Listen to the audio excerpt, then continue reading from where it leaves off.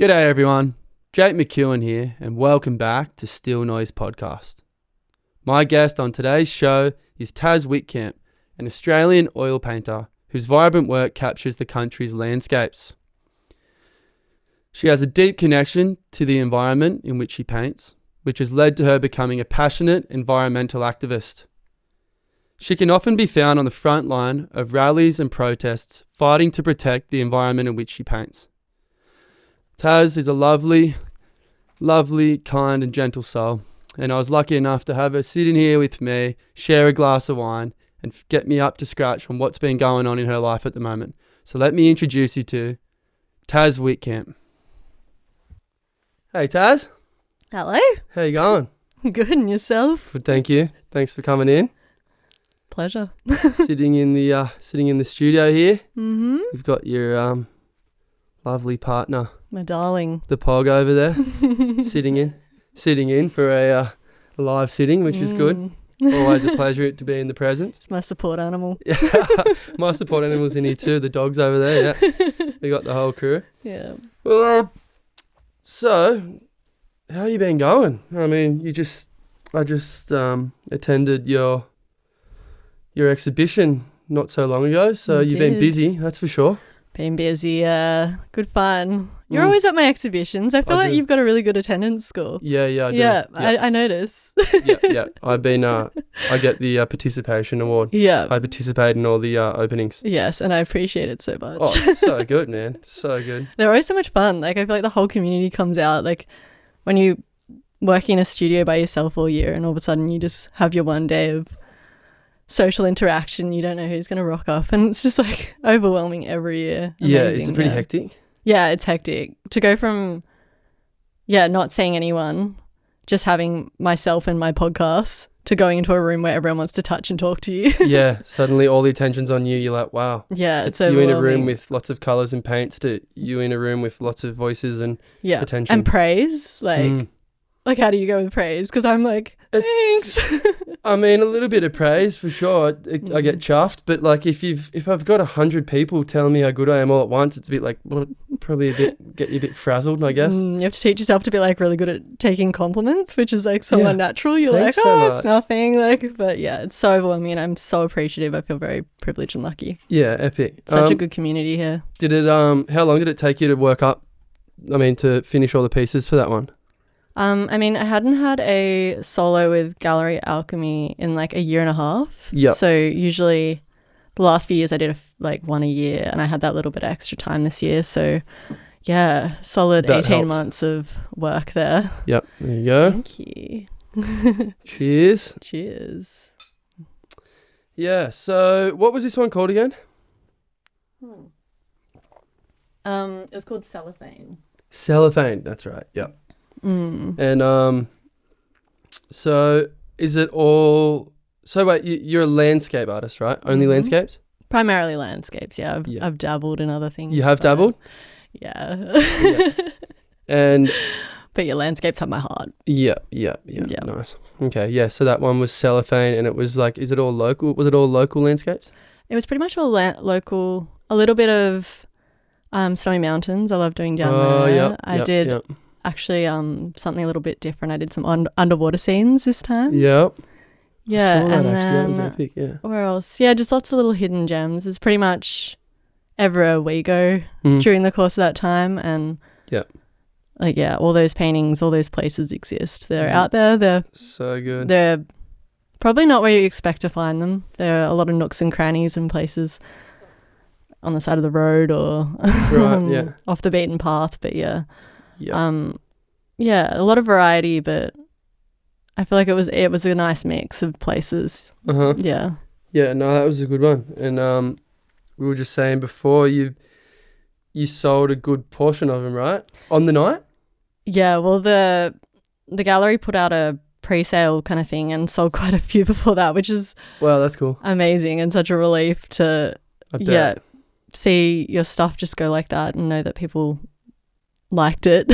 For sure. But and then on the night sold a few more, which is just so appreciative. It'd be maybe intimidating is not the word, but I'm sure there's a level of anxiety leading up to that being like, I've just spent a whole year Yeah. preparing this. I hope people like it. It's very vulnerable, like working on something that only really me and Pog saw. Yeah. And then to put it on a wall in front of all your closest friends and all the people that expect a lot from you. Yeah. Just that relief that came crumbling down when I was like, I think I did good. Just a bit of a weight. Just shake that monkey off your back. And something that means so good. much to me, and I like it. So I'm like, this is what I want to do. I'm so glad that other people like it as well. Yeah. Oh, it's unbelievable. I've always said once I get a spot of my own, I'm getting a big old piece. I'm gonna fill the fucking wall with one. My biggest fan. Yeah, biggest. Well, before we get too much into art, we could probably talk about art for hours, but before we go too deep into that right now, tell us a bit about, I guess, like younger Taz, where you grew up. Yeah. A bit about your childhood, I guess. Yeah, I grew up, I actually grew up in Narrabeen, up on the Northern Beaches, and then moved to Avalon up there.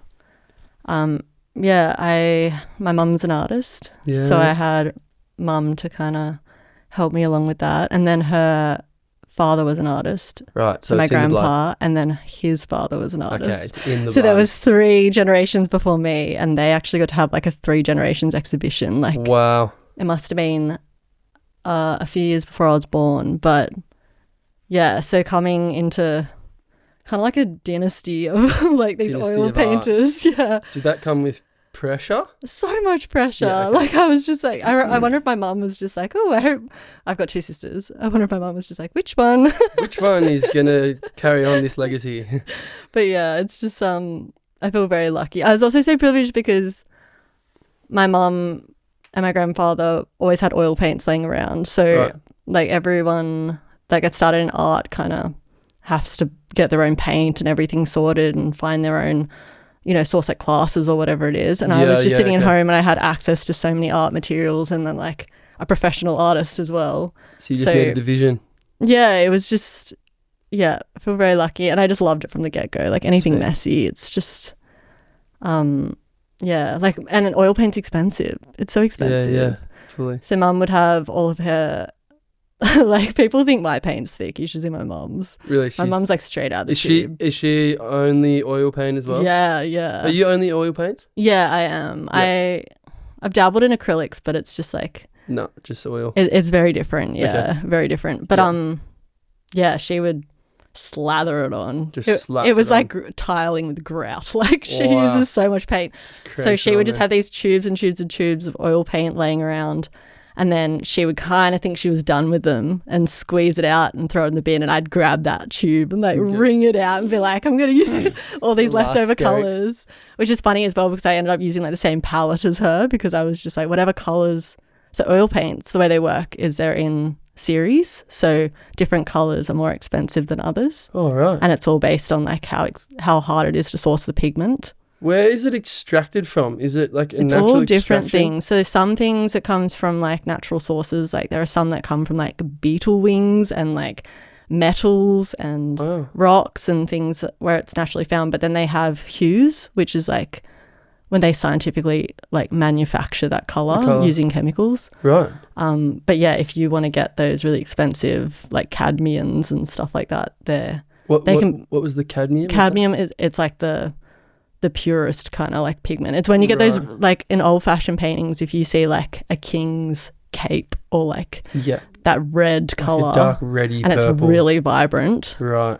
That will be the most expensive paint. And cadmium. They always well it'll be I'm pretty sure it's cadmium. Cadmium. So that'll be like the authentic pigment, and then they can have like a hue of that, so it'll be the cheap version. But they always back in the day would reserve these really expensive colours for expensive portraits of like royalty pretty much. What? So oil painting has such like a rich history of that, of like who even like what paintings deserve what colours. But so if mum had those colours laying around, I'd be squeezing that. Just be sure. Give me some of that cadmium. But now not so much. Like I'll just use any old paint. I'm just like I'm like, if there's a paint on sale, I'm like, I'm gonna work this color and I'm gonna make it. I'll just make it happen. Yeah. Can you tell the difference, or like, but like if you were to look at it, the kind of manufactured hue. Is that right? Am I using the right terminology? Yeah, like HUE. Yep, manufactured hue or the cadmium. Can you tell the difference if you were to have a stroke of each on a bit of paper? I mean, they're getting pretty good at it. I reckon I could feel if I was painting with it, because it's kind of like, you know what something that really high pigment feels like? You know when you've got cheap paint? Denser, you can feel the density or so whatever. it'll be, you can just use it straight out of the tube and it will be that matte, like really, really high colour. But yeah, I mean, sometimes I reckon it'd be like wine. Sometimes I reckon. Yeah. But some colours, yeah. Yeah. Was your mum a professional artist? So that was her. So she does that for a living? Yeah. Is she a landscape artist? She does a bit of everything. She does a lot of beaches. Yep. She's up on a lot of beaches. Yeah, a lot of beaches and like sailboats and scenes very specific to like where I grew up, which is on Pittwater up there. And yeah, she does like, she'll do nudes, flowers, like everything. Yeah. She's got like a pretty broad variety of stuff. She started doing portraits for the Archibald, which is really funny to watch. Cool. Because it's just like she's challenging herself as well now, and I'm like, I want to always be learning, always be challenging yourself, because she's so good at what she does. And she's so impressive that she managed to make it as a landscape artist. And like, I think that's a rare thing as well, that I had a role model like that. Oh, it's amazing. Because I feel like most people, I don't know, the amount of times I got the question when I was like fresh out of art school, and it was, what are you going to do? Like, what do you want to do with yourself? And I'd be like, oh, I'm going to be an artist. And they'd be like, yeah, so what are you really going to do? No, but like, how are you going to make money? I'm going to be an artist. That's cool. Yeah. On the weekends, but what are you going to do in the week? Yeah. And like, I mean, fair enough. Like, not many artists do make a living out of it, but I feel like I was so lucky to grow up with that. You do make a living out of it? Is that your sole source of income? That's my sole source of income at the moment, which is like so good. Hopefully that keeps going. But yeah, it's also something that you tussle with, because you could probably get a job that pays better, but not be doing what you love. It seems like that with art. It's not the steady, continuous income, but when it comes in, it's like, boom, there's your coin. Yeah. And the money comes in, I'm like, more art supplies. Yeah. And is it costing you a lot in supplies? It's a lot in supplies, yeah. I bet, yeah. Yeah. And I'm right in saying that the big fella over here, Pog, is doing the frames for all of them? Pog does a lot of the frames. Yep. So originally I didn't frame my work. My mum doesn't frame hers, but... Just straight canvas? Just straight canvas. But then I love the idea of the float frames. Yeah. That I put them in. And is it a float frame where you got the gap between the canvas and the frame? Yeah. I noticed that. How do you do that? Yeah. How do you get it to stay floating? So it's just a type of framing that has like a moulding, so it sits perfectly in the middle, and you can use window packers and kind of fit it in there nicely. But yeah, so I was going to get them like professionally framed, and it's super expensive, and it was also like using pine. And I had this idea in my head that I really wanted to use like proper hardwood, like Australian hardwood, and I really wanted to use recycled timber. So I just kind of started watching heaps of YouTube, and I was like, I think we can do this ourselves. And banged out, like Pog was helping me brainstorm how to do it, banged out a couple of frames with like timber. And then I ended up finding Thor's Hammer, which I will give them a shout out, because in Canberra, this is amazing recycled timber yard. No. And they just get their timber from like all these really cool places. Like there was timber from like old schools and timber from like the old bridges at Kosciuszko. Like when they take apart piers in Sydney, they'll get all this like really cool old timber that has a story, and they'll mill it all up and sell it as recycled timber. So we got timber from there, and then I had a crack at framing, but I'm not the best at it. Like I'm no carpenter. So you called in the heavy hitter. Yeah, called Pog in. Yeah. Pog's got a bit of better eye. Yeah. I'm a bit of a that'll do, and you can't really do that with frames. You're better at the intricate, finer details, and Pog's good at cranking it all together. Yeah. Being a landscaper. I've also got like... It's like putting up in a retaining wall, isn't it, mate? Just slapping in a retaining wall just around a canvas instead. I also got my little sister, like she's on and off with work as well. So then me and Pog just taught her how to do it. So now it's become this thing where kind of I've got a few people that Collaborative can effort. step in and do it, and That's cool. bit of extra money for her, and like Yeah. so happy with them. Oh, it looks so good. Yeah. And it's cool because I guess a lot of the recycled timber is probably native Australian hardwood. Am I correct? Yes. Is it all? Yeah, it all is. Yeah. Most So- of it's like a ash, like a Victorian ash, but we've also done turpentine. What was the other one? Redwood. We've done a few different types. But yeah. So all your paintings are Australian Mm-hmm. landscapes, right? Mm. So you're doing Australian landscapes with Australian timber. Mm-hmm. I mean, like, it's all the package, right? Yeah, Australian sandwich. Yeah, Australian sandwich with the Yeah. Australian native Pogo over here doing the framing, or your sister. Mm. It's the perfect storm, right? Yeah, I feel like I've really lucked out. It's just everything's working really well as we do it right now. Mm-hmm. I feel like I've got a really good little thing going. You do. And a local gallery as well, which is so cool. Yeah, that's amazing. Huh? Yeah, I struck gold with that. Like, I don't have to drive to Sydney to go to a million different galleries. We just have this Display your tiny work. little gallery in Milton that manages to do so well and pull like Gallery Alchemy, is it? Gallery Alchemy. Alchemy is the word, yeah. Mm. And what was it previously? It was Van Rensburg Van Rensburg. Galleries. Yeah. And it was a partnership, right? And then one of the ladies. Yeah. Yeah. So the Moved- old owner moved on. was Beulah, who her last name was Van Rensburg, and now it's Sarah took over. Yeah. Yeah. It's, And she's got Gallery Alchemy. and it's just Sarah running it on her At own. the moment, I think so, yeah. Cool. Yeah. Yeah. Cool. She's had a lot of helpers and stuff over the time, but yeah, Sarah's the backbone. Sarah's the muscle Mm, holding it down. yeah. Yeah. With your siblings, are they artists as well or no? No, I've got my older sister is a teacher. Yep. And then my little sister, she does movie sets, like art department. Whoa. Yeah, so she's Building them? she's doing all kinds of stuff. It's like Oh, kind of the last minute touch up things on a set. So it can be anything from like, I don't know, making something look old or like making it look like it snowed it last night. Like it's just this crazy job. But yeah, she's super creative as well, and that suits her perfectly. wow. Sick. Very hands on. So she's good at that sort of stuff. Did they dabble in art when they were younger and it just didn't bite them like it did you, I guess? I mean, like we were all doing art for sure. Yeah. Are they We all are they loved good it. artists? They're good. It's so funny. You can't ask that because All right, you don't have to answer that one. my Nah, they're sisters shit will house. listen to this and they will laugh because my older sister didn't really do much art, but like we have this funny story where like my older sister refused. You remember like when you did kids drawings and you draw like someone outside, and my sister refused to color in the sky. She would just do the line at the top.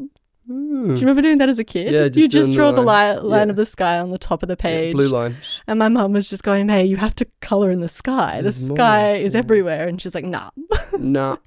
Maybe Nah. that's when she dropped the pencil. That is enough. I don't want to do it. But yeah, I mean, yeah. And then Sienna, my other sister, just took to anything that you can make and be crafty with your hands. And Yeah. that took her to design and then into her job now. Right, cool.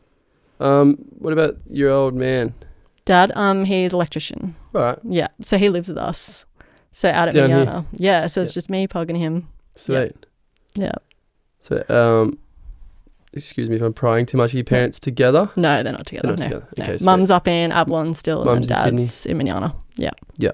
Are you guys living at his place? Is that right? Hmm? Are you living at your dad's place? Yeah, at Dad's place. Yeah. Yep, sweet. Yep. Yeah, that's a nice little zone you got there. Eh? It's so nice. Been there Yeah. for a while, huh? Yeah. Well, it's worked out so well because we originally it was a temporary situation when me and Pog were over in Japan living over there. We did like a couple of seasons there, and then COVID happened, and because me and Pog we met in Japan the first season, came back, did Jindabyne season, went back over, Yeah. so hadn't been really stably home. Yeah. Went back over to Japan.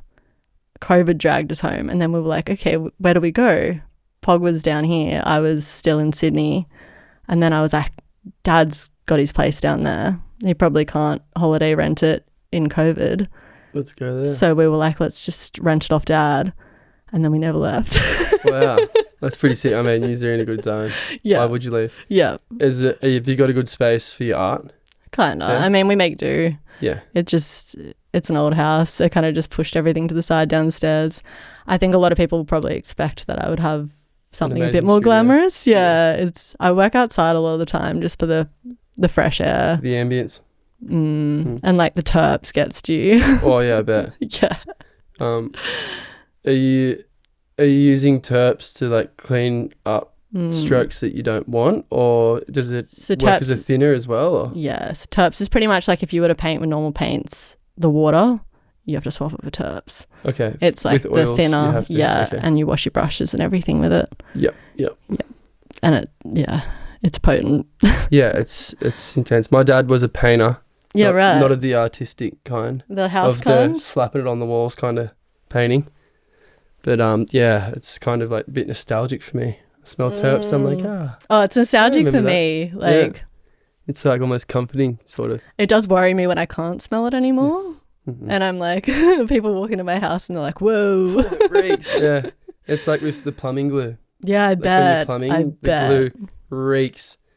But I just don't smell it. And I'll be covered in it. I'll come home and like my partner will be like, what? Yeah. That reeks. Yeah. I'm like, what? I can't smell it. Yeah. And you're like, oh crap. Like, does that mean I'm just breathing in chemicals all Yeah. the time? Like, Yeah. Yeah. Yeah. Yeah, that's like Morse always smells like resin. Yeah. Morse does always smell like resin. That is very true. Yeah. So when you're painting a landscape, are you setting yourself up ever in front of that landscape and getting the basic kind of outline, or are you taking a photo, or are you just going straight out of your head? So we'll go out in nature a lot.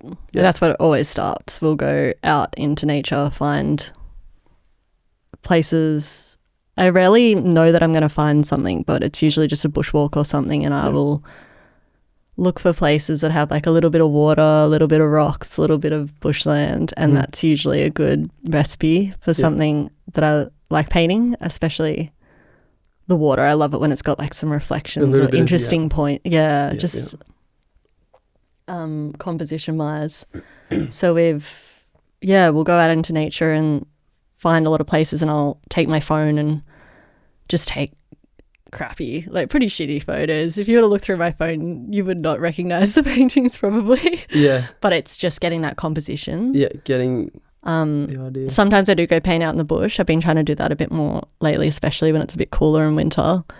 And I've got my truck now, so I can load that up, take it in the bush. But yeah, with the photos, especially if we're like on the move doing like, I don't know, we might be at the snowboarding or just on like a big hike or something, I'll take the photos and come back and use that as a compositional start and kind of work with that. I found you can't really, it's so funny, you can't make the shit up when it comes to nature. Like something, if you think of a scene by a river or something, that's probably taken hundreds of years to kind of all those pieces to arrive where they are to come like that. together. Yeah, right. So if I was to try and make that up, Can't. It would just look too perfect and artificial. Yeah.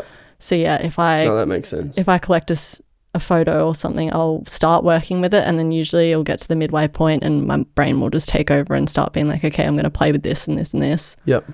Especially colours. I love exaggerating the colours. Yep.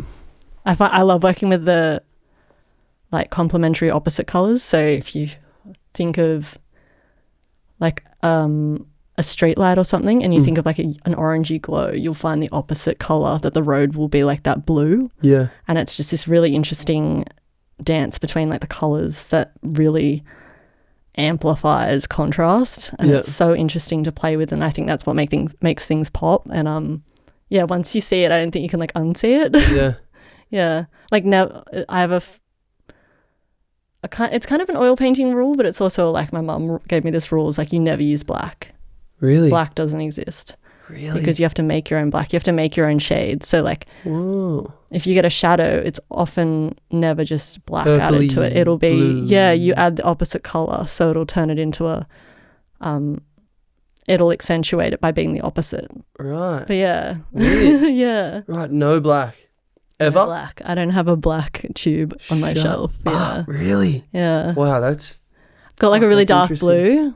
Like Yeah. a Prussian blue is probably the closest, but that's still very blue. Really? Yeah. Whoa, that's very And, like, interesting. Yeah, like a cool blue and like a warm red will make like an interesting, like all these different shades of like deep dark purple. That's really Yeah, cool, yeah. but no black. I'm going to go and bury my head in a painting next time I can and see that. I'm gonna go Because- dissect my painting and be like, Yeah, aha. aha, that is not black. I knew it.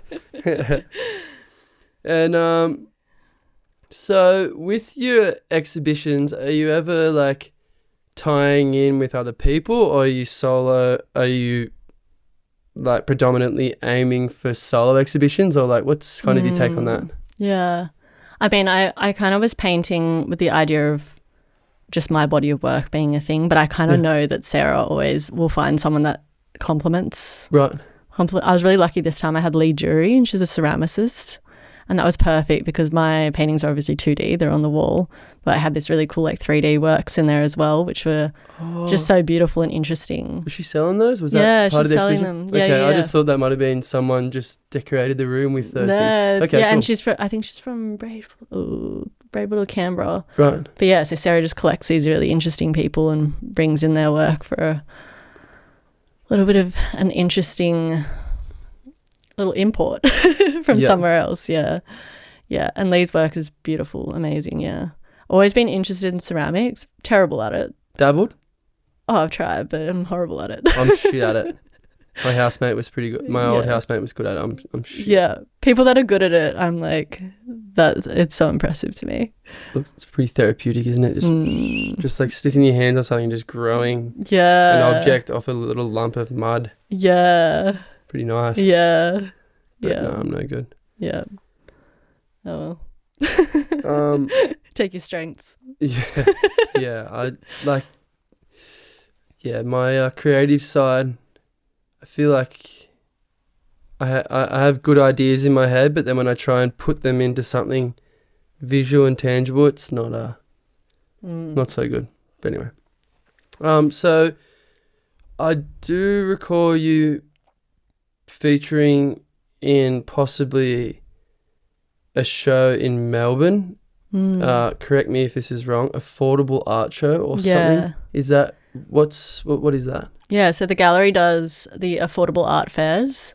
Yep. It's kind of like if you imagine like a trade show of art. Right. Like it's like a marketplace of like all the different galleries, whoever signs up for this thing, and then they put on a massive trade show, and the galleries will bring their artists there, and it's on in most of the big capital cities, so then it's an opportunity for that city to have a look at some different art from all over Australia. Okay, yep. Yeah.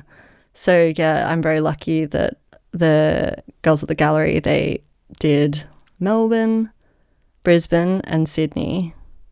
So that's so cool because I'm like, my artwork has made it to all these different cities. Spreads, and, yeah. And so now I've got like collectors all up and down the coast, which is pretty cool. Wow, cool. Yeah. And even overseas, which is wild. Yeah. Wow. So do you have like proper like diehard collector fans? I have some people that have like 5 or more paintings, which is like So good. Yeah, an absolute honor. Yeah. Wow, that's insane. Yeah. Like, and yeah, it's just such an honor to. I've had people that have bought works and taken them overseas. There was one lady that bought one in London. Wow. And she took it there, and I was just thinking about like London and the weather and like kind of how different it is to what we have here. And she took this massive piece with these crazy colourful flowers, and I was like, I hope that reminds her of home, because it's going to be a taste. Is she Australian? Yeah, she was from around here actually, I think.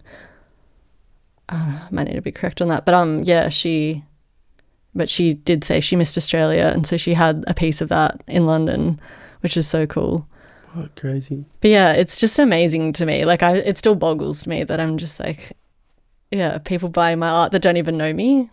Yeah. Because I always had that thought that I'm really lucky because I've got mum and my grandpa and his grandpa, and I was like, I can kind of have a foundation there where people already know me, but then to have the validation that someone doesn't even know my family, doesn't know me, but just likes my art. I mean, that's me. It's just pure. Like, that's why I'm so intrigued about, like, I mean, your family kind of history, because I don't know a thing about it. I just know that you do wicked art and I like it. They're very different. Like my great grandfather's stuff, he used to do the Sydney terrace houses.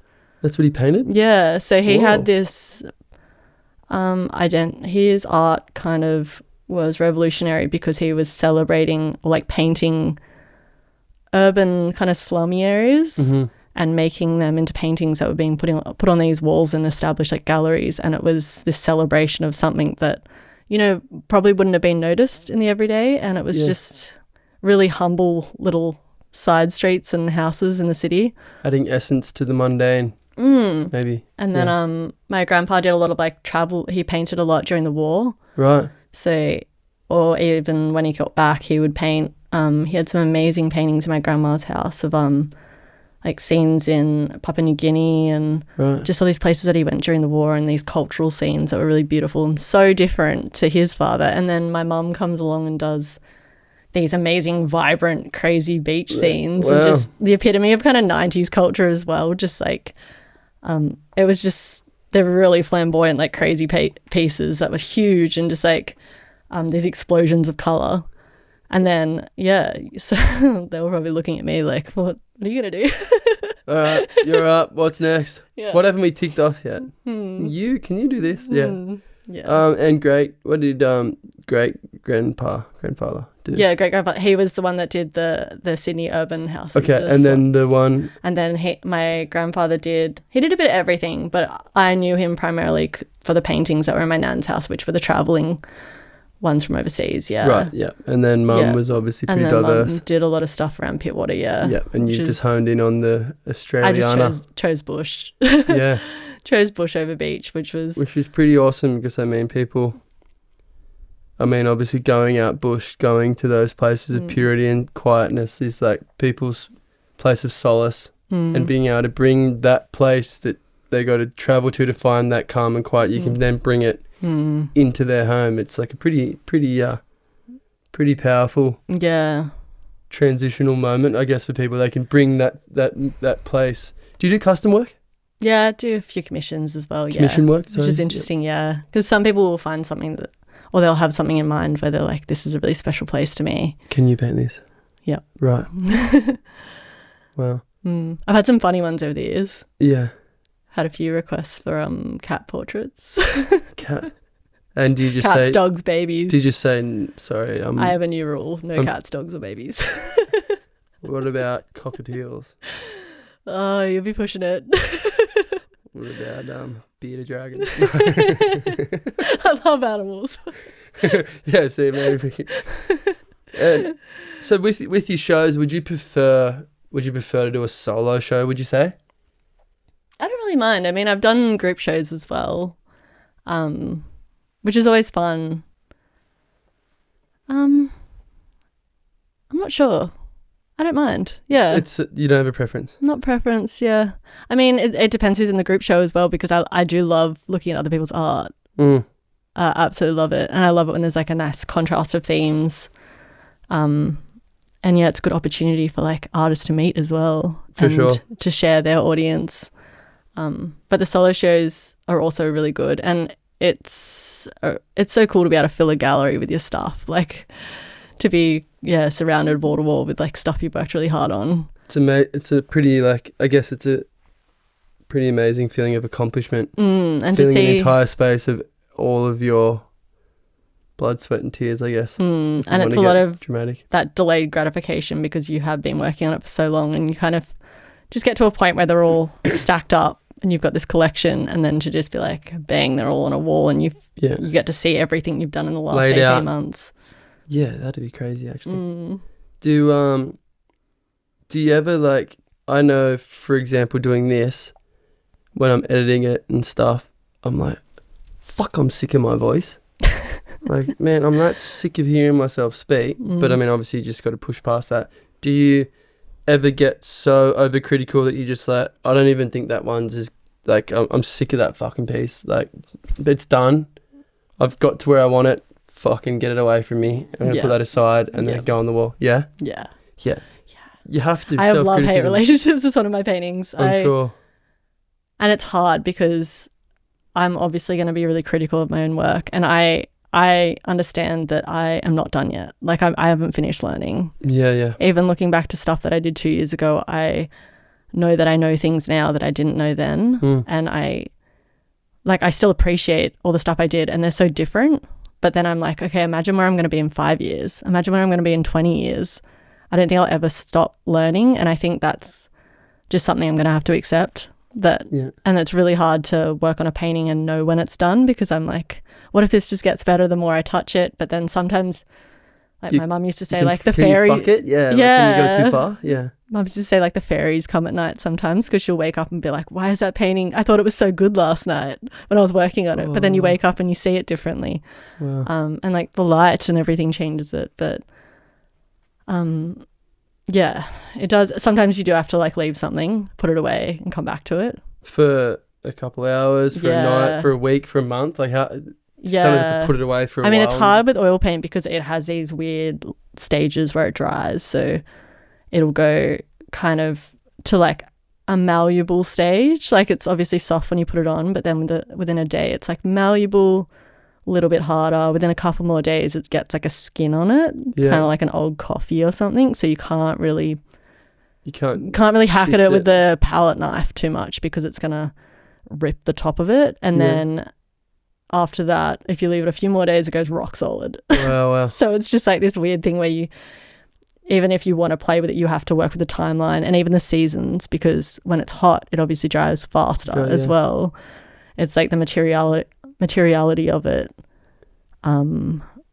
controls kind of the pace that you can work on the work as well. Right. And, like, I guess, like, probably now winter, although it's colder, if it's dry, does humidity and, like, the density of the air affect it? Like, moisture in the air? Yeah. I mean, anyone that works with any material substance, like a glue or a resin or something, knows that. Like, yeah, of course, yeah. Like, anyone that makes a surfboard would know that resin goes off at all different it's sort of similar to that. It's outside, inside, all these different things. Yeah, and sometimes it wants, like, if you go too thin, it'll crack. Right. So there's these rules where it's like you have to go fat over lean. Yeah. So if you have, like, a lean, you've, like, thinned it out with your terps or medium, whatever. Yeah. You can't go thinner than that on top of it, because the bottom layer will dry slower. So then the top will crack on top of it. It's this whole thing. You learn it all at art school. It's very technical. So you went to art school? I did go to art school, okay. Yes. For, like, you did normal primary sort of education, like primary school, high school, and then you went to art school in Sydney? Yeah, I went to uni at COFA, which is, like, the UNSW campus for, like, art. Right. It's called UNSW Art and Design now. Yeah. And was there the option to just purely focus on paint, or? Yeah.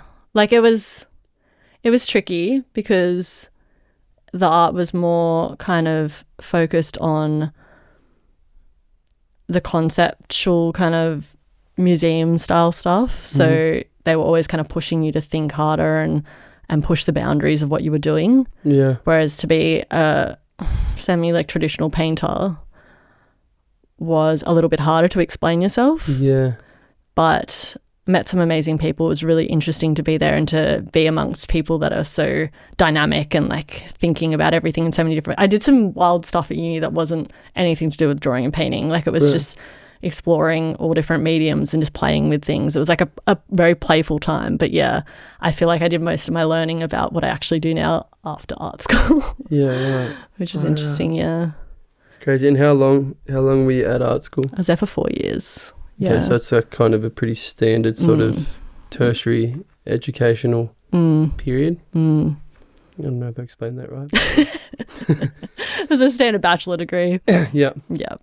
And then you just, like, once you got that, you didn't do any further education. You're like, right, time for me to go out and put what I've learnt and what I already know into. It was into the time to swing. travel after that. I went straight from high school into uni, and then after that I went and did a lot of traveling. Cool. Yeah, traveled kind of Europe, Southeast Asia. Sweet. Came back from that, and then was trying to kind of kickstart a bit more art stuff, and ended up doing artist residency down in Tasmania, which was my first one down there. And that was really, really good, and sort of, I guess, laid the foundation for what I wanted to do with the Australian bush, but then ended up in Japan because I couldn't stop traveling. And then had this amazing experience in Japan because I was working a bar, and then some friends of mine said, oh, there's some Japanese friends of mine are opening a bar in the same town that we were living in. And I was like, oh, that's cool. And they were like, they want to know if you'll do a live painting.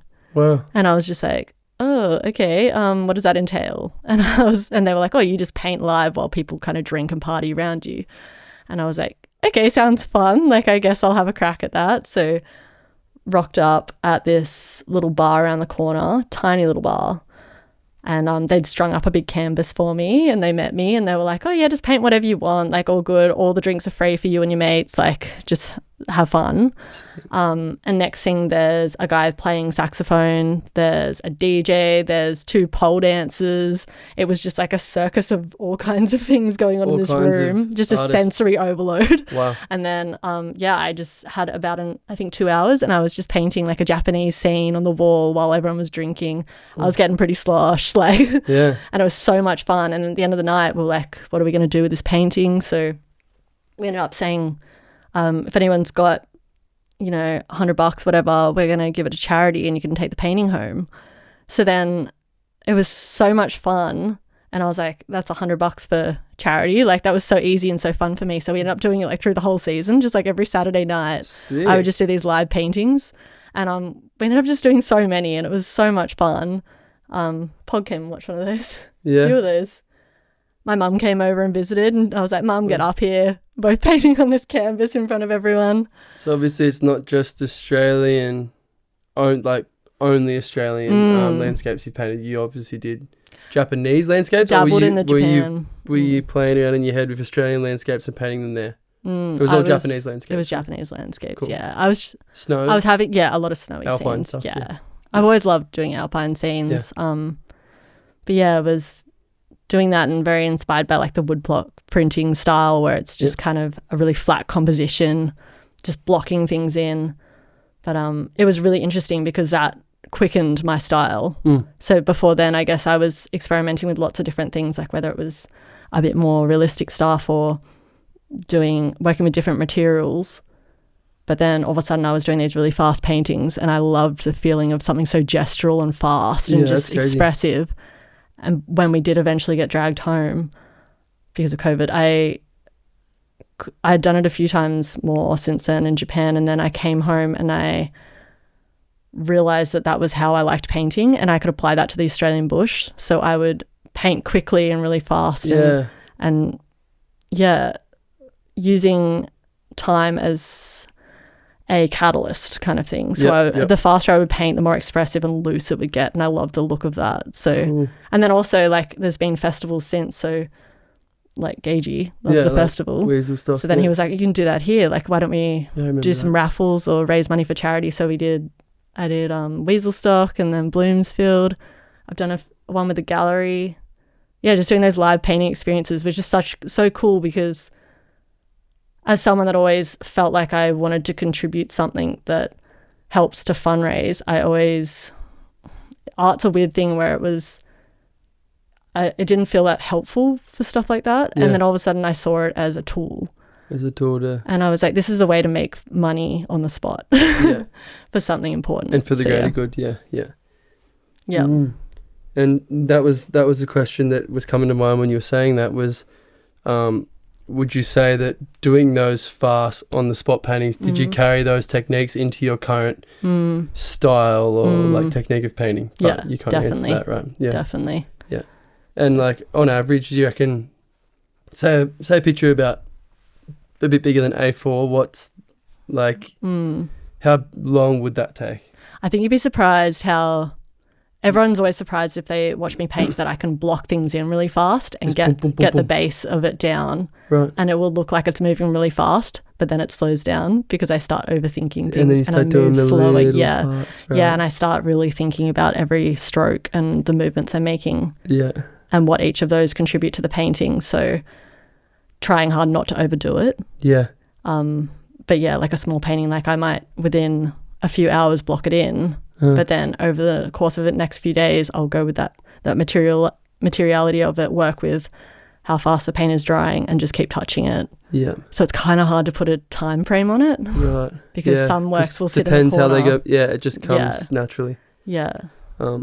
Excuse, this is a dumb question. I'm a pleb. Don't be silly. But what is blocking in? Like as in just getting the basic lines down. Okay. Yeah. So like filling the space. Okay. Getting the main composition down. Yeah. Getting the structure and then adding the final touch touch-ups to bring it, make it pop, bring it yeah. life. Yeah. Right. Yeah. Kind of like the blueprints. Okay. Yep. All right, I'm following. Yep. I was like, I assumed that's what it was, but I thought if I don't ask the question, I'm gonna feel like an idiot if it turns out that I had no idea what you were talking about. So have you had any like major fuck ups, like ones where you've just gone, this is a piece of trash, like I'm throwing it, I'm fucking done with it, it's gone? Have I? I mean, most of the time I'll know by the time I'm done with the day, and I will just grab that palette knife and just scrape it off. Right. And that's fine. Scratch it back. I don't think it's really gotten to the point where it's dried, and I've definitely axed some paintings, but not necessarily. It'll just be I'm happy enough with it, but I want to do it again, but better. Stuff like that. And I don't like to keep those works hanging around the studio because they'll just collect, and I'd rather just start again. Is there like a market for the D graders or like the C grade? Maybe. There's a market. I just don't want to look at it. $500. I don't want to go around to my friend's house and see a crappy painting on it. Yeah, true. Yeah, that makes sense. But here we go. Here's the C squad. Here's all me ones. It's like when you get people's prints of the photos that they've had from years ago. Like, there you go. You can have those bloody shit ones. Yeah, true. But then it's like you don't want to project your art to the common or public eye as being below your standard of quality. Yep. Makes sense. You're always your harshest critic, I mean. Of course. It's always the way. Yeah. So how old do you reckon you were when you did your first exhibition? Exhibition? I mean, maybe when I was about early 20s was a proper exhibition. Okay. So a friend of mine had a mental health charity up on the Northern Beaches, and we put together an exhibition called Art Therapy. Right. And so we got all the local artists together and had an exhibition at the local surf club, and we would do half the money to the artists and half the money to charity. Right. And that was really cool. And that was probably my first experience of doing like an exhibition, a proper one.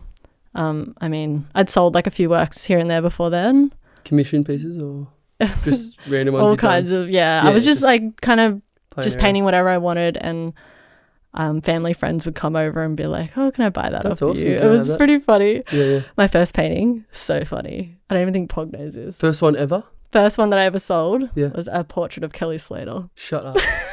A portrait, and now you're a landscape artist. Wow, I copied it straight out of a Tracks magazine. Shut up. That's crazy. I'm pretty sure my family friend still has it. No way. That's insane. What? That's so like, it's just such a juxtaposition to what you do now. Yeah. Wow, But crazy. yeah, it's funny. Builds the confidence if you sell a little one every now and then. You're like, Yeah. I'm an artist. Wow. Fire out. Yeah. Who would you say is your greatest inspiration as an artist, or your greatest influence? I mean, nature's your inspiration and influence, but like, I mean, probably your mother as well, yeah, right? Mum, definitely. But I still find it amazing that she did what I'm doing, but with 3 kids. Yeah, Like, fully. I'm like, yeah, It's insane. it's amazing. Like, I struggle to like have the time to do as much art as I want to do. And to imagine having like 3 young kids as well is just crazy. Yeah, boggles the mind. What about like, I mean, other artists? Your mother, obviously, but like, do you have like other artists, other known artists that people would recognize that you draw your inspiration from? Or yeah, there's an artist called Nicholas Harding who sadly passed away last year, I think. Right. But he does some amazing, amazing work, really thick impasto style of Australian bush. Cool. And he's quite famous. I think if anyone was to Google him, you'd agree. Yeah. It's just mind blowing, the stuff he does. Yeah. There was another artist I really like called Wendy Sharp.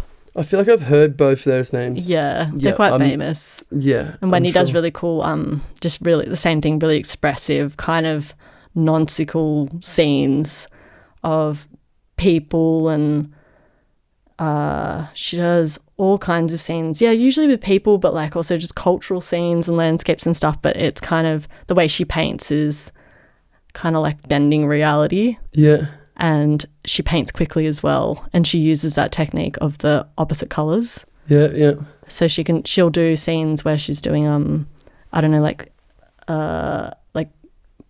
dancers or circus actors, and they'll have that lighting that you can tell it's like a performance, and it'll have the bright green and the bright pink, and it's just this, I can't even explain it. It's just the way she does it is so clever. Right. But yeah, just technically, I'm like, that's amazing. Yeah, okay. Yeah, goals. Yeah. Do you plan to forever be a landscape artist, or is it something that you'd like in your creative journey to step into a new realm, or are you going to continue at what you do? I don't know. I mean, I just love landscape painting. Well, and I think it's one of those things that will take you everywhere as well. Inspiration to go out and find more landscapes. It just ties in perfectly with what we do. We love nature. Like, you do? Yeah. Yeah, it takes you places. It is that extra level on top of going somewhere new and then getting to dissect it and really observe it quite closely by studying it. Yeah, and it helps you really pay attention to nature as well. I think that's a really important part of it, is if you can walk through a scene, but to like look really closely at something and observe it and notice little things, I think that's a good thing. Yeah. I guess it's like photographers say they have the camera hanging over their shoulder just in a day-to-day walk, and the moment they got the camera there, they notice, oh, that's a possibility for an image. That's it. Yeah, exactly. Yeah. I think you are so much more you observe so much more if you're looking for things. Right. Because you're looking for finer details to find that moment or that specific. I guess it's like photography. You got to capture a moment in time. It's not like a video where you can scan the whole scene and get a bit of an overview of all, but you got to get that moment. Exactly. Right. Yeah. So your first exhibition was early 20s, and you were saying you sold your first artwork. How old were you when you did that? Like young? Young. Like what? Like 12, 13 or Shut something. up. I was really young. Kelly. Yeah, I don't know. Slapped up a quick portrait of Kelly when you were 12 and grabbed a bit of quid for that. It was young, yeah. That's so I remember he gave me $50. Oh, wow. And I was frothing. Just like, yes. Yeah. When was the point that you realised, oh, okay, I can kind of follow in Mum's footsteps and this can be my career as an artist? Was there a point, a moment where you went, all right, this is it? I mean, once I moved down here, I feel like COVID was kind of a blessing and a curse because it made me sit still. Like I was traveling a lot, and I don't think I was ready to accept that in order to do something like being an artist, you really have to put the work in. Be still, yeah. Yeah, you have to be still, and you have to learn, and you have to practice because you have to put the time into it or it's just not going to happen. So I think as soon as COVID happened and I sat still long enough, and then I was painting and trying to sell stuff as well, and then as soon as I started putting things out there, it was almost like some people were waiting for me to put things out that knew me. And that was like, oh wow, okay, like I think I can actually do this. Like people are asking for these paintings from me. And then the minute that Sarah gave me the call up and I had that first exhibition, I was like, whoa. How does that work? So do you apply it to be feature within a gallery? Like it was, To Sarah. my terminology is completely wacky. Sarah messaged me. So she, And I was what do you call it? A collaborator? like being represented. Represented. Okay. Yep. Yeah, I had my eye on the gallery in town. As soon as I moved down, I was like, oh, that looks like a really nice gallery. That looks nice. How nice would that be? And then She approached you. one of the guys that had bought a painting off me, an old guy out at Mckeown, had gone into the gallery and hassled Sarah to sign me. No way. Do you want a little top up here? Yeah, sure. Pog, you want a little bit more wine, mate? The funny thing, is that he essentially kickstarted my career. By going into the gallery and hassling Sarah. And then Sarah finally was like, okay, like I'll give her a shot. And it was her first ever exhibition under her, like that she had signed. It wasn't under Alchemy yet, but she was the assistant, right? I believe how it went. And I was the first person she'd signed to have an exhibition. So it was big pressure on her as well. Wow. So then I was like, oh crap, I hope this is all right. And then they were like, are you going to be ready for an exhibition like in a few months? And I was like, what? Start painting, girl. Yeah, so I was just like painting as hard and fast as I could. Wow. And then it was a sellout show. Like I was just... What a good feeling, huh? Oh my God, it was... Such a relief / My face hurt from smiling. I remember that feeling of like being like my face muscles hurt. Go home and icy cheeks. Yeah, so overwhelming. So essentially, you the time that you realized that your career was as an artist was during COVID. Moving here was so the South Coast became your stepping stone into your career as an artist. Pretty much, yeah. Cool. I have a South Coast to thank. How good. I think that was it. I think I love Avalon, where Mum is, and Sydney's fun, but like it was just moving down here was a catalyst because I think I just connected so much more with the landscape down here. Yeah. Yeah, I like the landscapes up there are beautiful, but I think coming down here, it was something fresh and something that I guess I was excited to learn about because it was new. Of course. And I mean, the bushland here is just beautiful. Yeah, everyone knows that. Like we are so lucky down here. We have this amazing national park that just like butts up against our little tiny towns and it's just vast and there's so much out there. And there's so much to explore. You guys have got the finger on the pulse with some of the... You guys are kind of onto it. Yeah. I need to get in sync a bit more. Yeah, we'll go hiking. Yeah, we need to. I'm keen. So I was just wondering, like, is there a competitive aspect of being an artist? Like, is there a threat from other local South Coast artists? Like, are you kind of like, is there a bit of a... No, it's not a thing. No. We lift people up. Like everyone's encouraging each other to be a better artist. Okay. I feel like artists we connect in that way because everyone's kind of knows the industry and knows that it is really, really hard. So, right. I mean, I can't obviously speak for everyone, but yep. I get so excited meeting other artists. I think they're always just the best people that you connect on a level where it's artistic, but it's also...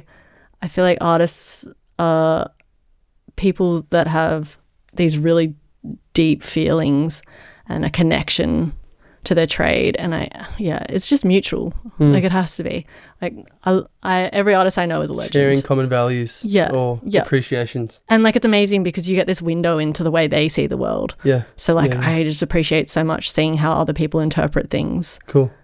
Yeah. That's cool. I mean, like I guess art essentially, and this is a pretty stupid analogy, but like to tie it in with surfing, like surfing is a solo sport. You go out on your own to please yourself. You essentially are going to catch a wave for you for that gratitude or for that sense of pleasure that is purely for you. Like it's a solo sport, which often can bring out in certain senses the worst in people in a way, because people are competing for that that one moment, that one wave, that one opportunity. And I always wonder with art, is it like it's such a personal solo thing. Was there ever like a kind of butting heads, like you put in all this effort and someone's gone in there and done it in 20 minutes and then they sell theirs for more and you're like, well, fuck you, like I put my whole month into this and you did that in 30 minutes, like, but that's not an aspect of it. Cool. I don't think so. It's not like a competitive thing because I feel like art is so broad. Never in like the collaborative shows or anything, or even with art prizes. So art prizes, like, you know, like the Archibald and things like that. Like I enter the like art prizes pretty often. Yeah. And I've never been picked for one. No.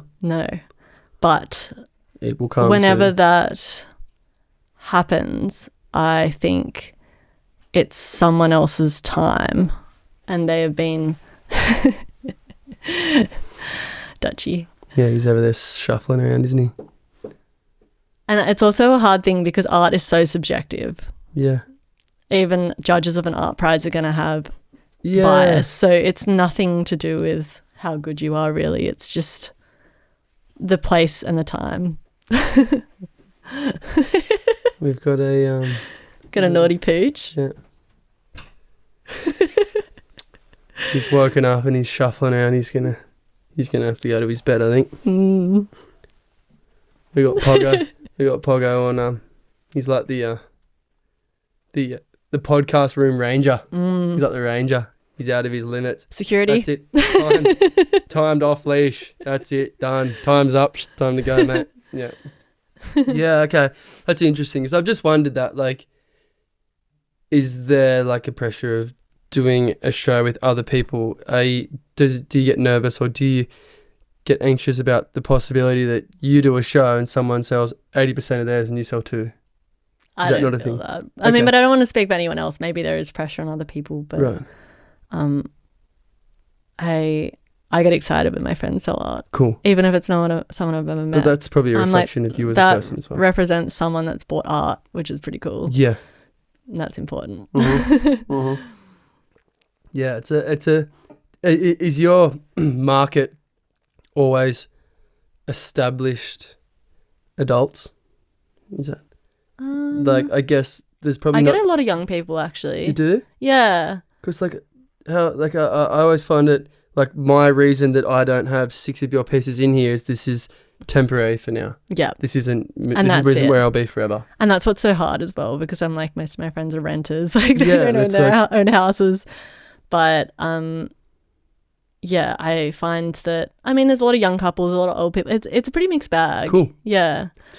And I do love the older customers, the arty-farty oldies, because it's just like always the best people. Cool. But yeah, I always have a moment of pride when I do have someone younger, a friend or like someone I know that has my art as well. Like that makes me so happy. Yeah, of course. To know that friends have my artwork and I guess they take it with them wherever they go. I painted a picture for a friend of mine, like my best friend, and I wrote on the back of it, you know, whenever you see this, you're going to be going through a change and I just want you to remember that I love you. Yeah. And I wrote that because I thought she's going to be moving houses probably for a long time. She can't afford a house. Yeah. But every time she moves house now, she's going to turn that painting over and see the back. Yeah. So I was like, this is more than a painting now. This is like a little reminder for her every time she moves house. The writing piece, you mean every time you see this? Yeah. Because when else would you look at the back of a painting? You wouldn't. Yep, I get it now. I thought you meant every time you look at the painting itself, and I was like, what is it down in the reflection room? Put it this way. Put it this way: like all the people that are older that buy a painting, they're probably never going to see the back of it again because it'll stay in their house. It stays in their house until they goes to the grave with them. Yeah, wow, that's cool. Because I don't know if you've listened, but previously when I was talking with Emily Reed, and she said that for her the point where she decided I'm going to be a tattoo artist was she kind of had this realization where it was like there's a lot of work that goes into producing a one-of-a-kind product.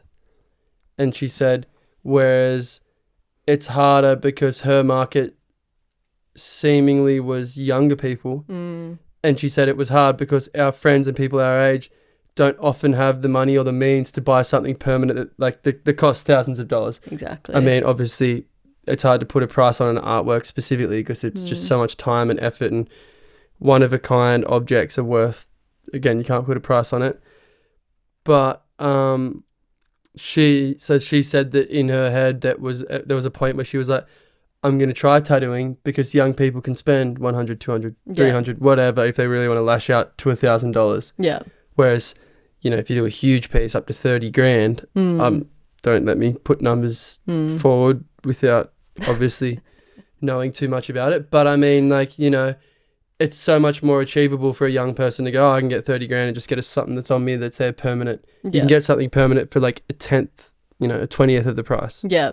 So I wondered if that was a thing, like if there is people, but I guess, again, it's all subjective. It's depending. It's and it's cute because a lot of young people will buy like little works, and then that makes it like, so it's like obviously cheaper, but it's like portable. Right. So then I've had like some people that are like, I'm going to buy this now, and then I'm going to start thinking about what I want when I own a house. We get a big one. And they're like, this represents what I'm going to have when it's bigger and it's on a wall. And I'm like, it sucks that we like, obviously it's hard when you don't have a house, and that's a whole nother thing. But it's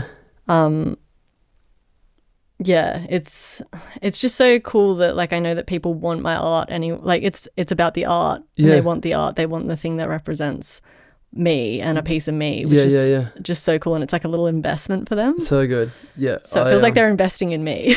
Like I said, like when the time comes, I'm getting one as big as that mattress over there. Like I'm going big. I'm getting something. Like I can't even fit my art on my walls. I'm getting a proper, like when the time comes, I'm getting a piece. We've discussed this the last few years. It's when the time comes, I'm lashing out. I'm going big. Going huge. But yeah. Oh, sweet. Well, I guess I'm sure we could just I could talk about your art for hours. We could sit here for the rest of the night and talk about it. But there is an aspect to you that I'm sure your friends know, but maybe not everyone knows, is you're a bit of a environmental crusader, right? I guess it could be a way to put it. Makes me sound a bit more aggressive than I am.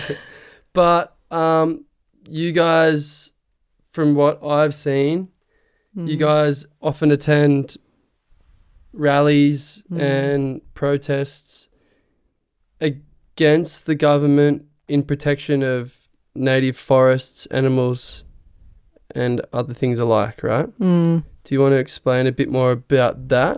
Yeah, sure. Yeah, please. I mean, I've always had kind of a part of me that feels like I wanted to participate in protests because I knew that there are grassroots movements that exist, and they are full of really good people that are trying to make change. My first protest I ever went to was when I was, I must have been like 12 or something, out at Mckeown, when they were trying to put a mega tip out there. Right. Yeah. So the community went there, and my dad helped me make a sign that said "Stop Overdevelopment" in our town. And I went to that and I got in the paper. Cool. But ever since that moment, I kind of started thinking about that. And, you know, I've been getting more into it lately because I spend a lot more time at home painting, and I listen to a lot of, obviously, podcasts. I read a lot of books. I've always had a fascination with science, always had a bit of a science-minded brain, which is kind of interesting, but I love listening to experts, and I love listening to people that are really good at what they do. Yeah. So I follow a lot of ecologists, scientists, climate scientists. Yeah. I love learning. Like, learning is my favorite thing to do. This is why, like, I really want to get better at art. I really want to learn all the things there are to learn about the planet. Yep.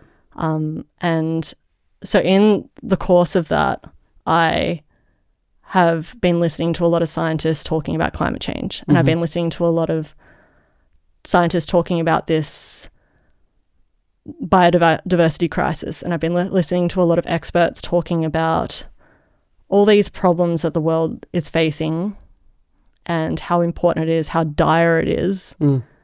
and they are just at wit's end because no one's listening.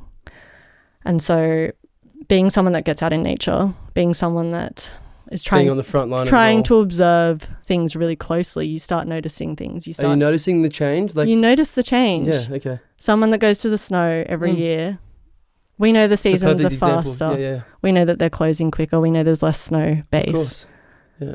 We know that there are these tipping points, and we know that there are these positive feedback loops that happen. So we know that the less snow there is, the more dark earth and rock there is exposed, the less the sun reflects, the more the ground heats. It's the same thing that happens in our cities. We have these like heat island effects. You can feel it in Mckeown. As soon as the development happened out there, we lost the trees, we lost the canopy cover. It's hotter. Right. Like, everything you just become so hyper attentive to things when you hear experts talking about it, and then you're talking about this global thing that's happening, but then you notice it locally. Like it's also really hard because obviously the news moves really fast. Yeah. And people just forget really quickly. In and out, yeah. We forget that a couple of years ago Maui in Hawaii was on fire. We forget that last year LA was on fire. Yeah. We forget about the Black Sun. We forget about the Lismore floods. Like, I've had friends of mine, I've had to sponge mud off paintings from Lismore because their entire house was submerged in water. Yeah. So I've had all these little things happening to me over the past few years where I start noticing things that are happening and that things are starting to come undone. And then these scientists that are talking to me through podcasts saying, all my research is pointing towards this, and using their really reasonable language where they're trying to be really, they're trying to not be extreme and dramatic about it. But it's so obvious to me what is happening. We know that we're at 1.5 to stay alive was the thing. 1.5 degrees and the entire earth is going to start to unravel. We hit 1.5 last year. 1.5 degrees hotter than pre-industrial average. Times, yeah. What is it? Pre-industrial times. Pre-industrial times, yeah. So before we started burning this stuff. Yeah. We know at 2 degrees we lose the Great Barrier Reef. We lose 99% of the reefs on Earth. Wow. So learning all this stuff, I just was kind of sitting there at home sizzling, thinking about it. And being an introvert, a lot of artists are introverts. You just want to do something, but you don't know what. So I started getting active because it was the only thing that was going to be the solution to my despair. And it was the best thing I ever did. Yeah. Like, as soon as I started meeting people that felt the same way, it was like a validating thing to know that other people are worried. And you know as well that people care. Like, so many people out there care. Like, we have these really intelligent, smart people who are trying to get this message out, realizing that we need to stop fossil fuels. We need to stop pretending like this isn't moving as fast as it is, and pretending like we haven't lost 70% of our entire wildlife species in the last 50 years. Yeah. Like, we have just like completely annihilated this planet, and it just gets treated like it's environmentalism, and the environment is something over there that we can worry about. Yeah. I think what people forget is, like, the environment is here. Like, it's the air we're breathing. It affects everyone. Yeah. It's it doesn't everything. matter where you are. Yeah. It's the wine we're drinking. Yeah.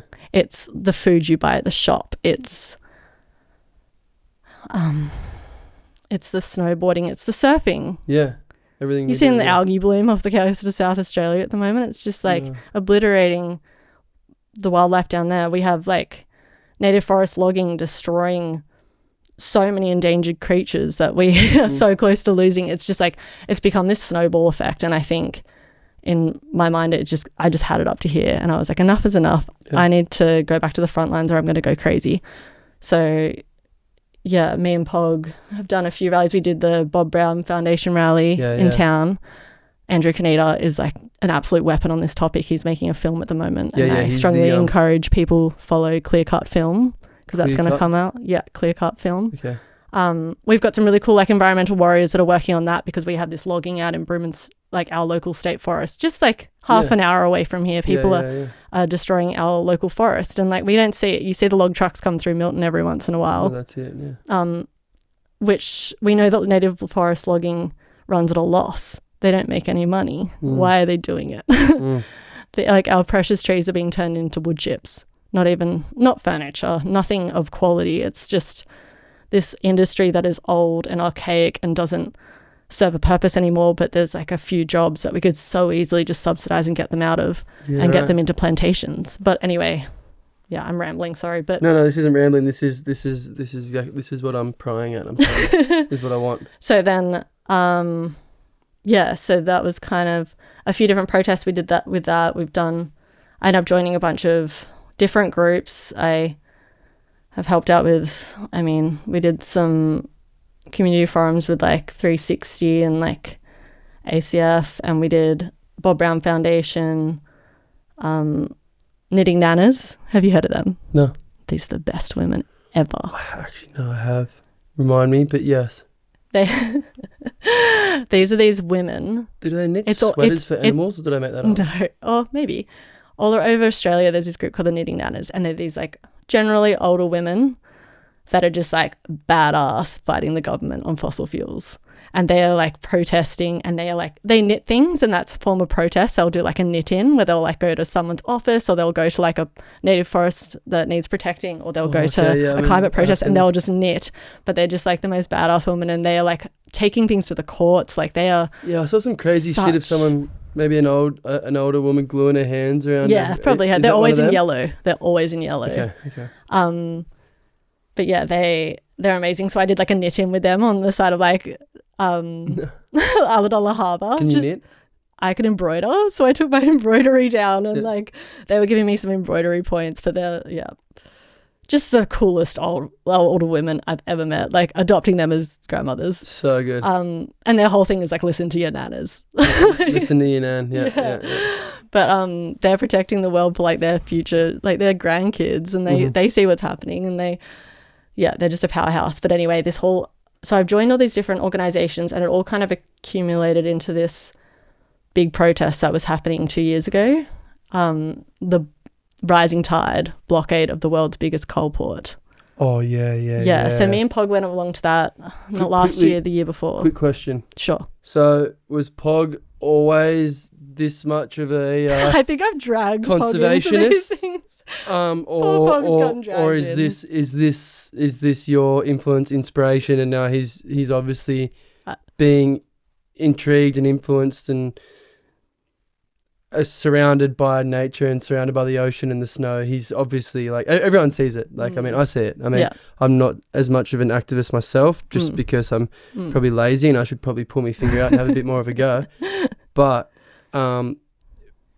was he always as passionate as you were, or did you bring your passion and then kind of light the fire in him, and now you guys take it on as a collaborative effort? I think this is the funny thing when it comes to people. I feel like most people really care about this stuff. Like people really, really care. Yeah. And you're a dodo if you don't. Like it's not that. Well, it's so hard because I was in the same boat for so many years where I did nothing. Was waiting for the invitation or something to go to these things. Like I wasn't seeing these events. I wasn't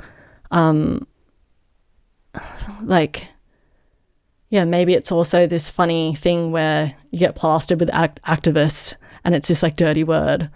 But I feel like people maybe didn't feel like it was their space, and you have to remember that, well, what I say to Pog is like there's really smart people out there, these amazing organizations and people that are organizing, doing the hard work, and all you have to do is show up and vote with your feet. Yeah. Like just rock up. Just be because there. Like if you've got people there, we are showing politicians how many people on the ground we can collect that are willing to leave their house and go down to a rally, sign or no sign, but just by being there, you are showing people that we care. And I think, you'd have to talk to Pog about it, but maybe that was a really easy thing to do, to just rock up. Yep. And especially when you have someone to go with. The fun thing about the blockade was that it's kayaking. Yeah. So a couple of yaks. So I dragged him up to Newcastle, and the whole idea is you're blockading a coal port. Yeah. So the Newcastle coal port is the biggest coal port in the world. Yeah. Just the stuff that comes out of that coal port is 1% of the world's emissions. Wow. So that was always going to be a prime target. And this protest was so well organized. Like the first year we went up, it was really fun. It was like, obvious. I think there was like maybe 2,000 or 3,000 people. Mm-hmm. It was really easy. We rocked up. There was heaps of kayaks to take on the beach. We were blockading it for the whole weekend. It was kind of just a bit of fun. And it was so cool because you got there and you got this energy and you're feeling like everyone has come from all over these places around Australia. To show solidarity and support and to try and push this cause, no matter what kind of place they were coming at it from, whether it was biodiversity, whether it was the injustice, whether we had unions there, we had all these different, we had scientists there, we had PhD students, we had kids, we had grandparents. Like it was just like this weird mixing platter of people, and to have everyone kind of come to Newcastle Coal Port together and do that was just so much fun. Yeah. The second year, last year, even bigger. Massive. We had 7,000 people. 7,000 people. So we had... It's like a small festival. It was a protestival. That's what they deemed it. And that was kind of what was so good about it, because they made it so accessible to people. Like they made it was about joy and it was about fun, but it was also about calling out the government and saying like, hey, we see what you're doing. Yeah.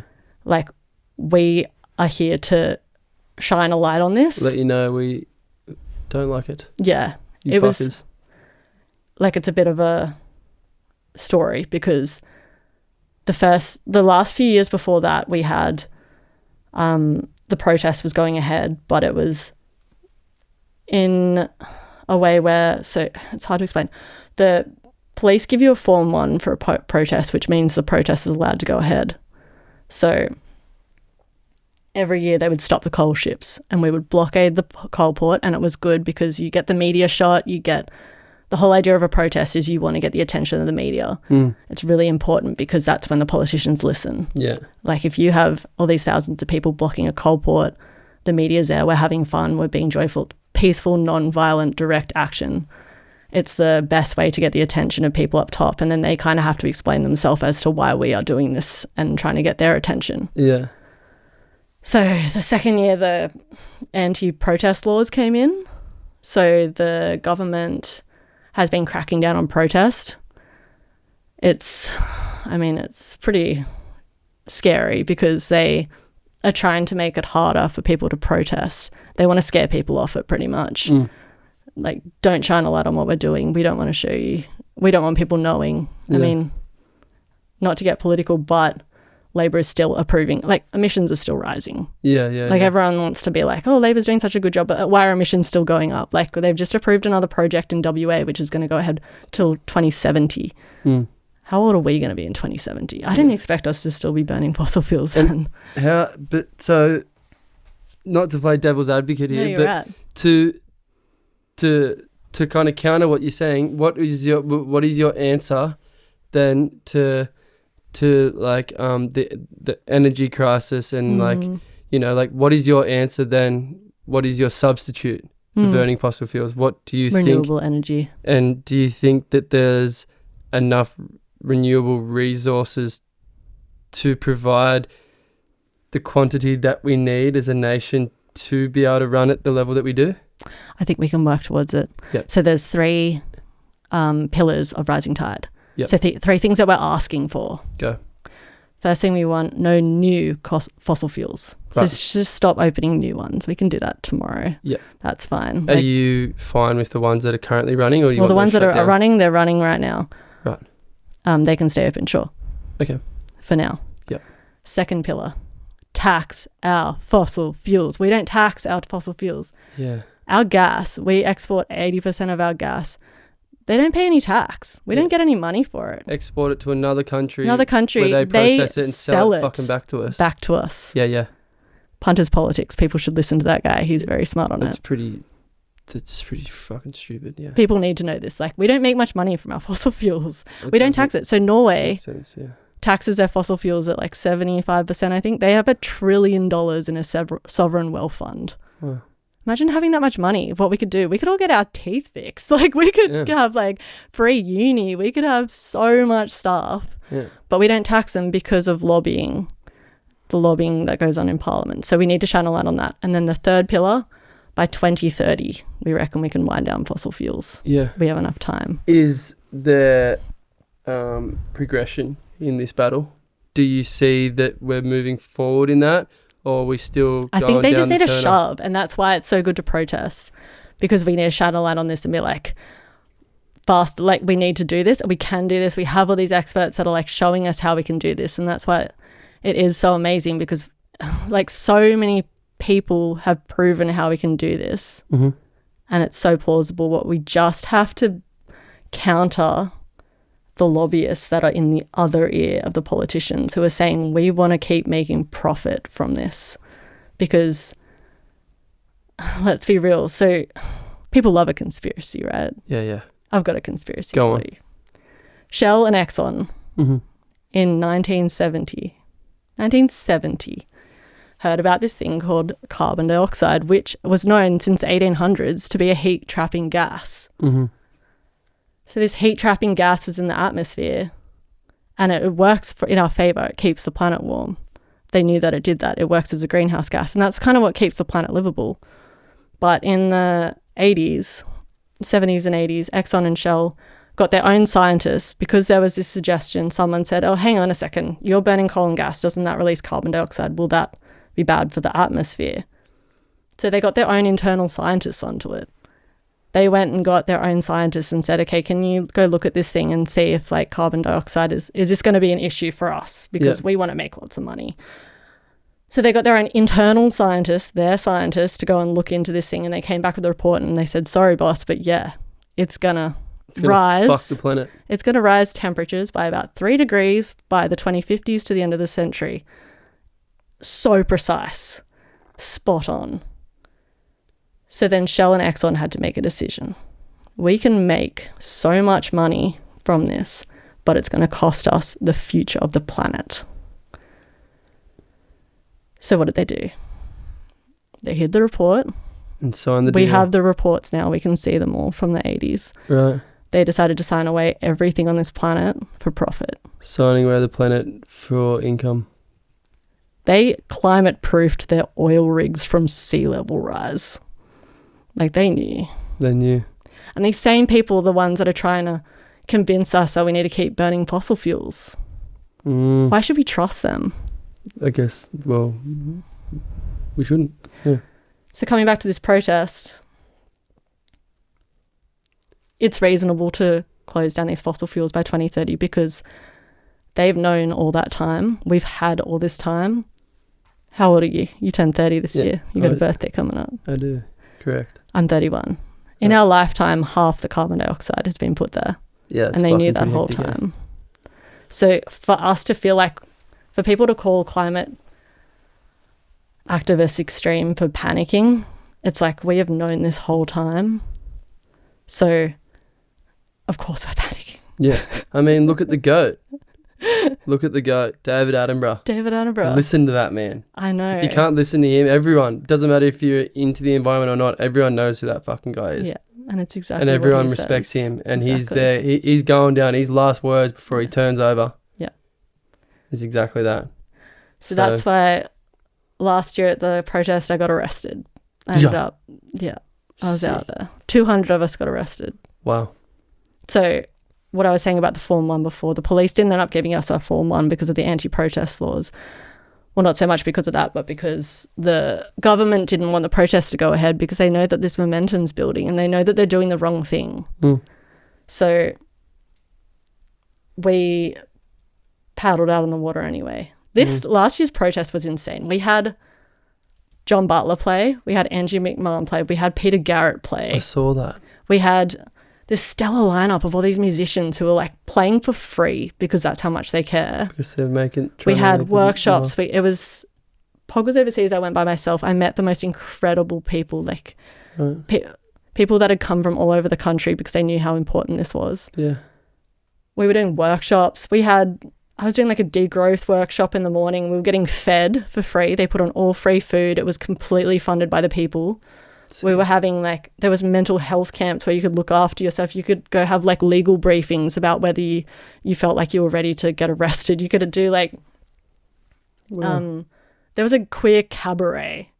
This event was huge. It was so much fun. What did you say? Protestival. Fully. But the hard thing about it was that the cops were this overwhelming presence there because they weren't on our side this time. Yeah. They didn't give us the permission to protest. Yeah. They took that away. So then they were entitled to kind of control us as they wished. They weren't going to protect our right to protest. So they were ready for us. So we were like, what do? We can't paddle out any time because the coal ships were still going through. So I don't know how much I'm meant to say about this. The legals might be angry at me. Anyway, we got to a point where everyone, I mean, it's public information, so you can't you're not exposing anything that's already not exposed. Exactly. I've seen all of it. So they got to a point where it was just ready, set, go. Just between the boats. Let's fucking have it. Everyone lined up. We buddied up. So we were in inflatable kayaks. In my kayak was a mum, a librarian from Perth. We paddled out into the lineup. Somehow there was riot squad, there was police helicopters, there was police on horseback, there was police there was every kind of cop under the sun trying to stop us getting into this lineup. And somehow our boat, we made it out into the lineup and we grabbed onto each other. And the idea was we'll just stay there and we were going to get arrested and it was going to be good media. Yeah. So when we're out there, the other thing is I have on one side of me, I have a teenager. The other side, I had a coal miner. And then I've got a librarian in the back of my boat. This is just the variety of people that were there. So there's coal miners rallying against the coal? Absolutely. Wow. They want a transition. They want them to tax, because the thing about taxing these companies is the money will go back into the community. The coal industry doesn't even contribute much to Newcastle or the Hunter region. They were there to be we want you to tax them and pay for us to have better jobs and have a guaranteed future. Well, that's interesting. Because the way it's going, they're just going to keep pretending these industries going to go on forever and eventually it's going to end and they're going to be left high and dry. We're all on the same side. You know? Yeah. No one's on the side of the billionaires. No.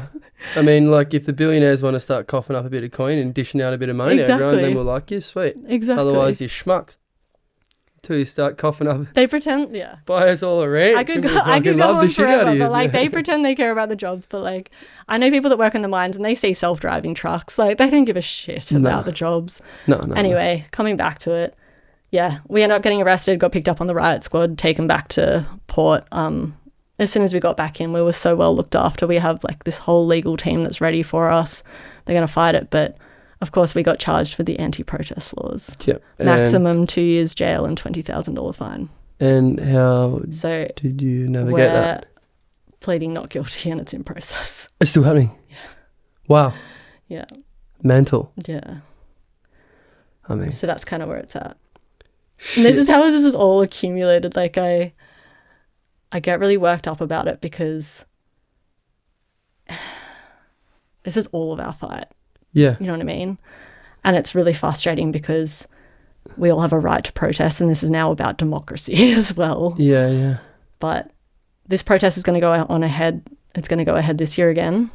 And they've kind of tied us up in this court case. So, but we just need feet on the ground. No one has to get arrested, but I encourage anyone that can come. It's in November to Newcastle and it's just so much fun. It's full of joy. It's just a big day out, but for anyone that cares, it is the most liberating and validating experience I've ever done. Get in there and make your presence known. Yeah, or just any protest. We're gonna be going to, me and a friend are going to Parliament House. We're gonna have a Palestine rally, which is coming up in a few weeks. Right. I encourage people to just be passionate and to just not sit still and think they can't do anything. Yep. It's so hard to. It's so easy to feel like you can't do anything and that nothing you do matters or helps or... That's definitely a thing, isn't it? People are like, oh, well, what the hell am I going to... Yeah. I guess it's the same thing with voting. Yeah. People are like, oh, what the fuck... What's the point? What's the point? What am I going to be able to do? What's my voice going to mean? But and to that every I say, voice counts. It's really easy to think like that, but then I think we have an obligation to make sure we use our vote and use our well, just in terms of everything, like we are, as shit as that all is, we are allowed to protest here, and we have a direct ear to our government. And if our government is the third largest exporter of fossil fuels in the world, and towns are being moved in the Pacific Islands because the oceans are rising, I think we have an obligation to have the ear of our government if they don't have a vote here. You know what I mean? Mm-hmm. So it's not just about us, it's about the poor global people community around in the general. world that are going to be affected way before we are. Well, that's exactly it, yeah. Yeah. It's not just the Australian community that's affected, it's the global. So you're making a stand for not only us, but the global to a global scale as well. Wow, interesting. It's a lot to digest. I was sorry. I was very interested. I was gonna bring that up, and then I was like, during the conversation, I was specifically gonna bring up when you stopped the coal ships, but I'm glad that was the conversation because that's what I wanted to know about. Got very arrested. Because I saw, I wanted to know about the arresting, and I saw photos and videos of that, and I'm like, it's pretty fucking major. Like, just blocking a port. I am not a antagonist. No. I feel so safe in my studio at home, but but good for you for getting out of the comfort zone, having a swing for something you believe in. Yeah. Passion. Thank you. You're a passionate artist. You're passionate about the environment. You're passionate about where the influence of your art stems from. Like, fucking keep swinging. It's good. I think it's important. That's how it's meant to go. We can, and also there's so many artists out there. Like, I meet so many artists in environmental protests, any sort of protest. I think if you observe the world so closely, you're gonna inevitably expose injustice. Yeah. And to people that think that they can't do anything or can't make a change, I always think about this really funny analogy, but like, what's the one rule of time travel when you think of movies? So you think about like Back to the Future, like Bill and Ted, Doctor Who. You think about it and it's don't touch anything.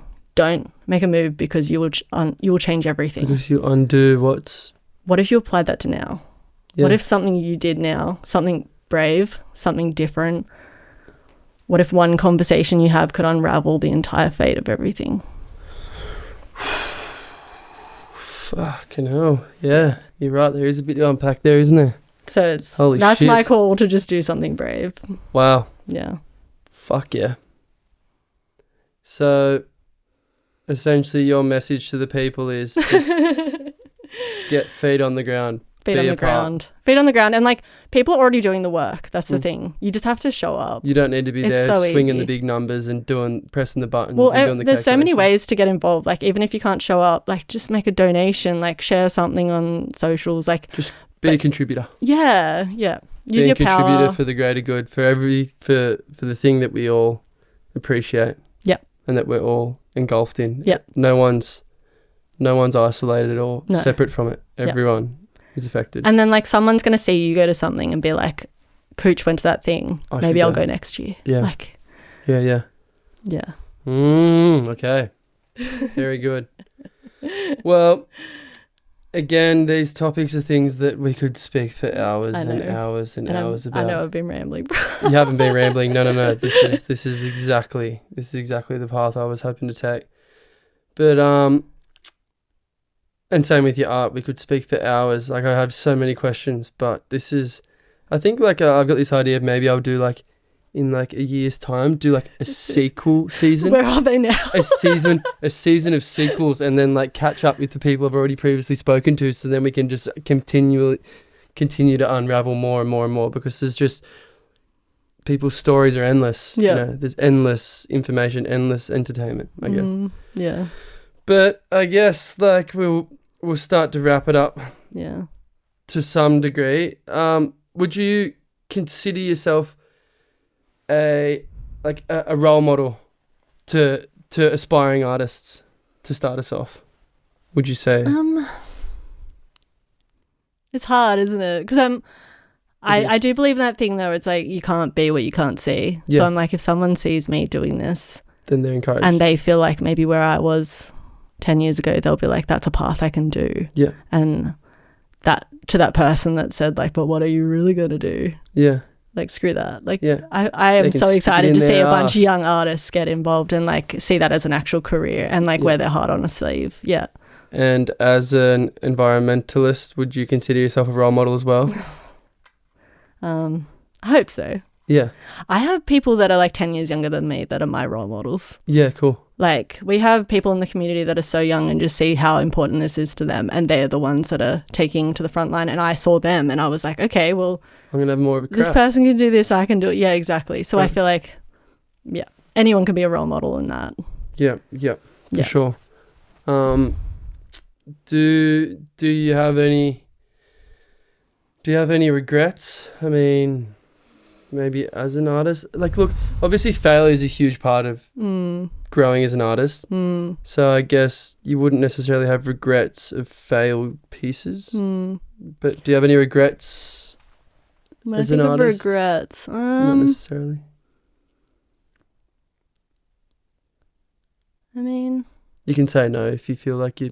yeah, I'm Your trying to think journey's as an been- artist. Like Yeah, I've cool. definitely had failures. Like definitely like But it's stuff like important. not getting into art prizes and things like that. But I think Yeah. I'm getting a thicker skin when it comes to stuff like that. Yeah.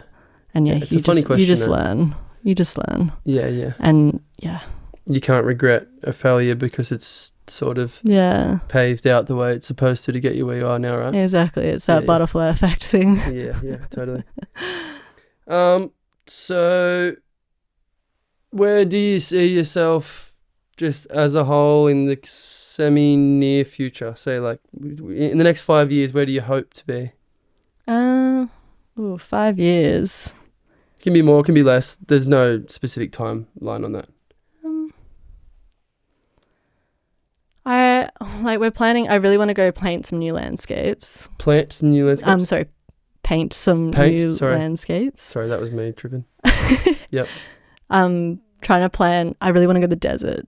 It's something Desert? I really want to do. Ooh, have you done many desert No, paintings? me and Pog have kind of been like workshopping this idea of trying to paint on the road and do the Oz trip, Oh, that's but mental. it's very much in like working mode. But I really hope within definitely. We're thinking next year, Oh yeah. but then I'm thinking like 5 years down the road, maybe like to be able to be painting all this new stuff. Yeah, Mhm. yeah, Wow. yeah, Awesome. yeah, That sounds fucking mental. yeah. Okay, so But that's it's just being portable that's is the the hard plan. thing. Is there any exhibitions or any shows coming up? We'll be doing Sydney Art Fair in November. November. Okay. That's going to be a thing. That's the next one coming up. up. So you're yeah. creating works to I'll go be doing towards work that. for that now. Beautiful. Yeah. Yep. Yeah. Not sure after that, but Awesome. I'm always doing something. Of course. Yep. All right. Well, this is always a pretty funny one to tie it up. Do you have any advice to give to your younger self, firstly?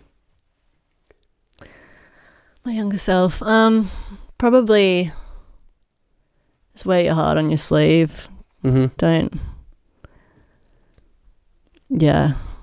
I think I was pretty quiet and worried about what people thought about me. It's that funny thing, isn't it? Everyone always is thinking about themselves. No one cares what anyone else is. Yeah. Everyone's so worried when you're a teenager about each other. But Always. I think, yeah. And don't be scared to change your mind. Ooh, I like that. Okay. Don't Yeah. be stuck in your ways. Don't get stuck in the mud. Just be willing to accept new information Okay. and, yeah, challenge things. Cool. So good. Taz, thanks so much for coming in. That was unreal. That's, I mean, you've taught and explained and unraveled so much, so many questions that I had, and I'm stoked and I'm so honoured to have you in here. And it was such a pleasure, and Absolute look forward pleasure. to seeing all the amazing stuff, and I can't wait to get a big piece planted on my wall. And yeah, good things to come. Thanks very much. And thank you for doing this. I absolutely love this podcast, and I think it is exposing how beautifully unique our friends are. Epic. Well, yeah. thanks very much. Thank you. And thanks for tuning in, I'm everyone. looking forward to the podcast when you're Yeah. interviewed. Oh, no. Interview myself. No, that's too much of me speaking. We don't want to listen to that. I want the Cooch story. Oh, shivers. No one wants that. All right. Well, thanks, guys. All right. Thanks, Pog, for sitting in. Thank you. Yes, exactly right. All right, love you guys, and see you down the slope soon this weekend, maybe. Yes. Oh, you've heard. Okay. Mm-hmm. Yep. Okay, thanks everybody. All right. Bye. Bye.